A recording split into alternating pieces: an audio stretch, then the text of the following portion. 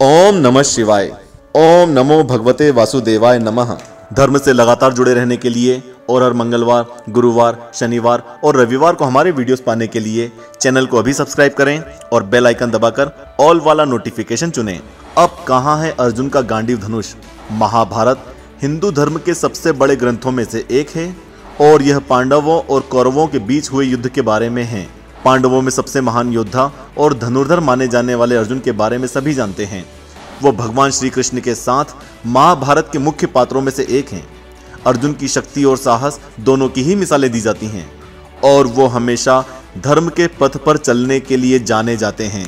कुरुक्षेत्र के युद्ध के दौरान अर्जुन की सफलता में उनके दिव्य धनुष गांडीव का बहुत बड़ा योगदान था और उनके पास एक दिव्य तरकश भी था जिसके बाण कभी समाप्त नहीं होते थे और उसे अक्षय तरकश कहा जाता था। माना जाता है कि यह धनुष ब्रह्मा जी द्वारा बनाया गया था जिसे उन्होंने 1000 साल तक रखा था और फिर यह धनुष प्रजापति के पास आया जिन्होंने उसे 503 साल तक रखा।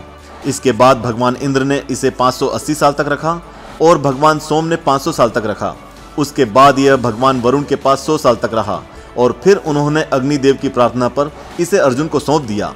माना जाता है कि यह धनुष एक बार में सैकड़ों तीर छोड़ सकता था और हर तीर कई मील की दूरी तक जा सकता था और इस धनुष को कोई नष्ट नहीं कर सकता था।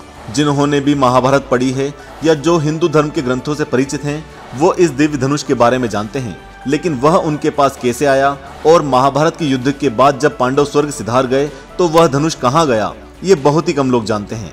इसलिए आस्तिक स्पिरिचुअल सीक्रेट्स की टीम ने इसके बारे में जानकारी एकत्रित की और आपके लिए लेकर आए हैं ये बहुत ही इंटरेस्टिंग वीडियो जो हर मनुष्य को अवश्य देखना चाहिए।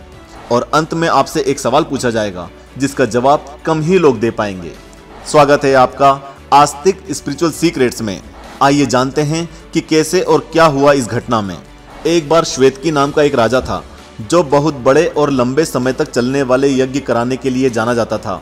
उनके द्वारा एक यज्ञ किया गया जो कि 12 साल तक चला और इन 12 सालों तक यज्ञ की अग्नि में घी डाला गया जिसे ग्रहण करने से अग्निदेव को तृप्ति के साथ साथ अपच की समस्या भी हो गई।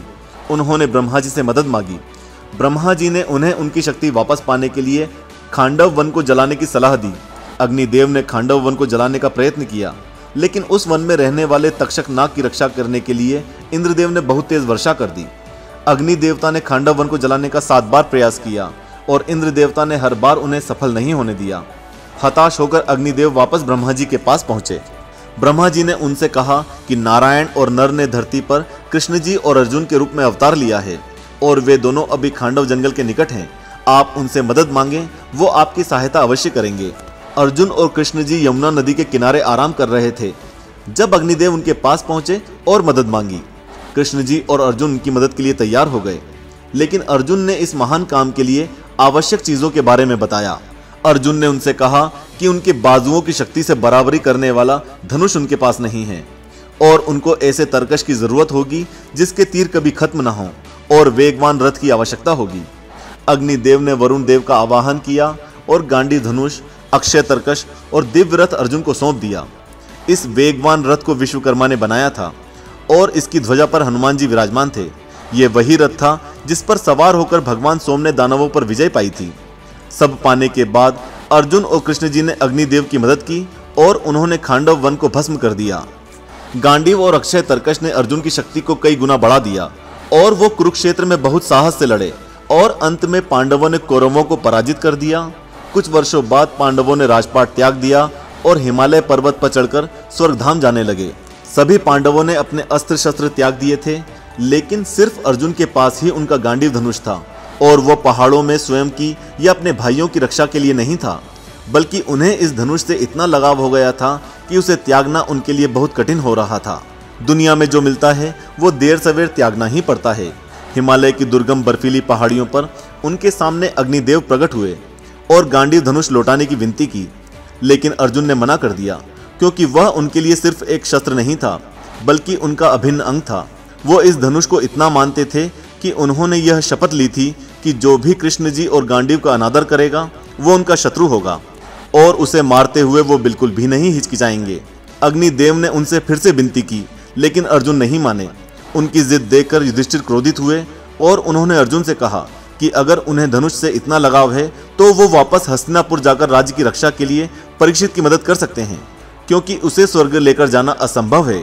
तब अर्जुन को एहसास हुआ कि वे अपने भाइयों और द्रौपदी के साथ जीवन का त्याग करने जा रहे हैं और ऐसे में सांसारिक वस्तुओं से लगाव रखना उचित नहीं है, भले ही वो देवताओं द्वारा ही क्यों न प्रदान की गई हो।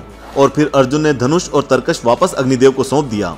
तब अग्निदेव ने उनसे कहा कि अर्जुन, आप निराश मत हो, भविष्य में महाभारत बहुत बार होगी और आप हर बार वापस लौटेंगे और उस समय गांडीव आपको वापस भेंट कर दिया जाएगा। उनकी इस बात का मतलब क्या था ये तो स्पष्ट नहीं है, लेकिन भगवान की लीला अपरंपार है और हम इसका अंदाजा कभी नहीं लगा सकते। तो दोस्तों, इस तरह अर्जुन ने अपना धनुष वापस देवताओं को लौटा दिया और वो अभी देवताओं के पास है। अब आपसे एक सवाल, कमेंट करके बताएं कि अर्जुन की तरकश का नाम क्या था और तरकश में तीर कब समाप्त हो जाते थे। अगर आपको ये वीडियो अच्छा लगा हो तो इसे सबके साथ शेयर करें और लोगों को हमारे महान ग्रंथों के बारे में जागरूक करें। हमारे चैनल आस्तिक स्पिरिचुअल सीक्रेट्स चैनल को सब्सक्राइब करना ना भूलें। ओम नमः शिवाय।